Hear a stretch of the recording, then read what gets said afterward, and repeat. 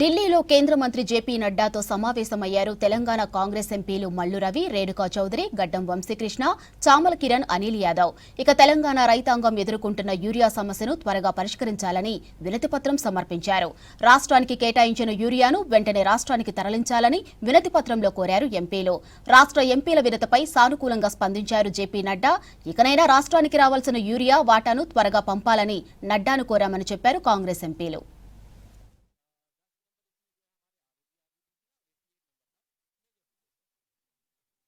Parliament జరిగితే తెలంగాణకు సంబంధించిన ఎంపీలందరూ దీని మీద పార్లమెంట్లో మాట్లాడి ప్రభుత్వం మీద ఒత్తిడి తెచ్చే కార్యక్రమం చేయటం జరుగుతుంది. ఈ విషయాలన్నీ కూడా ఈ రాష్ట్రానికి సంబంధించిన యూరియా విషయాలన్నీ నిన్న అగ్రికల్చర్ మినిస్టర్ తెలంగాణ తుమ్మల నాగేశ్వరరావు గారు మంత్లీ మనకు ఎంత కమిట్మెంట్ అయ్యారు, మనకి ఎంత రిలీజ్ చేశారనే లెక్కలన్నీ పంపించారు. దాని ప్రకారమే ఇవాళ మనకి 3 లక్షల మెట్రిక్ టన్నుల యూరియా రిలీజ్ చేయాలని చెప్పడం జరిగింది. అన్నీ కేంద్ర ప్రభుత్వం కొత్తగా ఇవ్వమని మేము అడగటం లేదు. కేంద్ర ప్రభుత్వంలో ఉన్న బీజేపీ గవర్నమెంటు మన తెలంగాణ రాష్ట్రానికి అలాట్మెంట్ చేసి ప్లాన్లో పెట్టినటువంటి దాన్నే ఇవ్వాలని కోరుతున్నాం. తెలంగాణలో రైతులు వర్షాలు బాగుపడ్డాయి, నాట్లు బాగేశారు, యూరియా అవసరం కూడా ఎక్కువ వచ్చింది. 2-3 జిల్లాల్లో ఇప్పటికే రైతులు యూరియా కోసం రోడ్ల మీదకి వచ్చే పరిస్థితి ఉంది. దీన్నంతా గమనించి వెంటనే రిలీజ్ చేయాలని నడ్డా గారిని అడగటం జరిగింది. నడ్డా గారికి ఇంకో విషయం చెప్పాం. ఈ ఎజిటేషను తెలంగాణ ప్రభుత్వం కాంగ్రెస్ ప్రభుత్వం మీదనే కాకుండా 2 రోజులు ఆగితే ఇది బీజేపీ ప్రభుత్వం కేంద్ర ప్రభుత్వమే యూరియా ఇవ్వలేదనే సంగతి రైతులకు తెలిస్తే మొత్తం బీజేపీ ప్రభుత్వం మీదనే పోరాటం చేయడానికి రైతులు రోడ్డు మీదకి వస్తారనే విషయాన్ని కూడా వారి దృష్టికి తీసుకుని వచ్చాం. అంతేకాకుండా ఈరోజు ఇది అయిపోయింది. రేపు బీజేపీకి సంబంధించిన 8 మంది ఎంపీలు, వాళ్ళలో 2 మినిస్టర్లు, వాళ్ళందరికి కూడా తెలంగాణ రాష్ట్రానికి మరి ఈ యూరియా విడుదల చేయడానికి వారు కూడా సహకరించాలని. ఎందుకంటే వారు తెలంగాణ రైతులు, వారు బీజేపీ నుంచి గెలిచినా మేము కాంగ్రెస్ నుంచి గెలిచిన మొత్తం తెలంగాణ రైతులకు లాభం జరిగే కార్యక్రమాన్ని మనం చేయాలి. కాబట్టి అక్కడ ఎన్నికైనటువంటి బీజేపీ 8 మంది ఎంపీలు కూడా మరి మాతో కలిసి రావాలని, నడ్డా గారితో మాట్లాడాలని, అవసరమైతే ప్రధానమంత్రి గారితో మాట్లాడైన ఈ ఫర్టిలైజర్ యూరియాను వెంటనే 3 లక్షల మెట్రిక్ టన్స్ తెలంగాణకి విడుదల చేయడానికి సహకరించాలని నేను మీడియా ద్వారా మన బీజేపీ ఎంపీలు మంత్రులకి తెలియజేస్తున్నాం.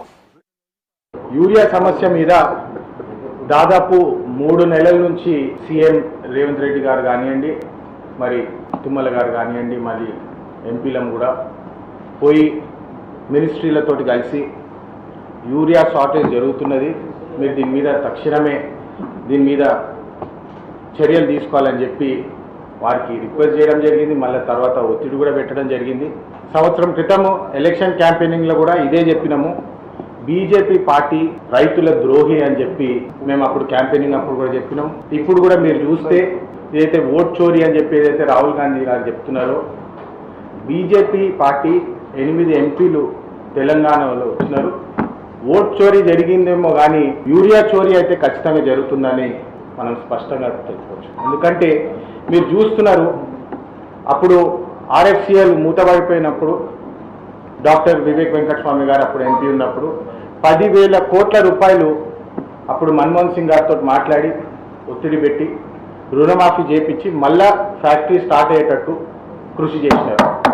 మరి దాని తర్వాత ఈరోజు ఆ ప్లాంట్ నరేంద్ర మోడీ గారు చాలా పెద్ద మార్కెటింగ్ స్కీమ్లు, స్లోగన్లు అన్నీ చెప్తుంటారు, కానీ మేక్ ఇన్ ఇండియా అని చెప్పి ఆర్ఎఫ్సిఎల్ ప్లాంట్ ఎంత మిస్మేనేజ్డ్ ఉన్నదో సైట్కి పోతే తెలుస్తుంది.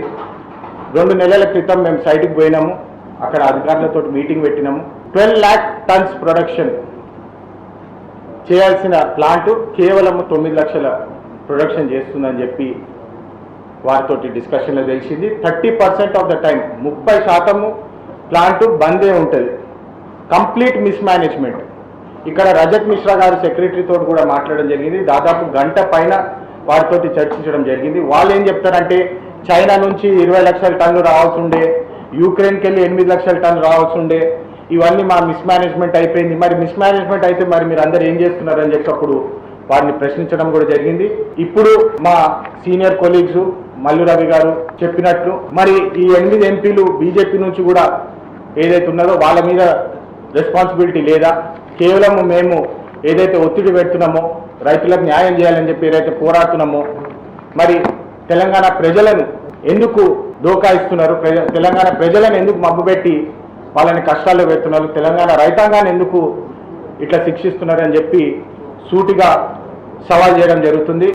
RFCL విషయంలో కఠినమైన చర్యలు తీసుకోవాలా, వాళ్ళ ఆఫీసర్ల మీద చర్యలు తీసుకోవాలా. ప్లాంట్ ఎందుకు 100% కెపాసిటీ యూటిలైజేషన్ జరుగుతలేదు, అవుట్పుట్ ఎందుకు వస్తలేదు, మళ్ళీ రామగుండంలో ఉన్న ప్లాంట్కి నోయిడాలో ఎక్కడో ఆఫీస్ పెట్టడము మరి ఎంతవరకు న్యాయము, దాని మీద కూడా లేఖలు పెట్టినాము. దాని మీద కూడా షిఫ్ట్ చేయాలి, ఆపరేషన్స్ ఉన్న దగ్గర మేనేజ్మెంట్ చక్కగా జరుగుతలేదు, దాని మీద తగిన చర్యలు తీసుకోవాలని చెప్పి మేము చెప్పినప్పుడు కూడా దాని మీద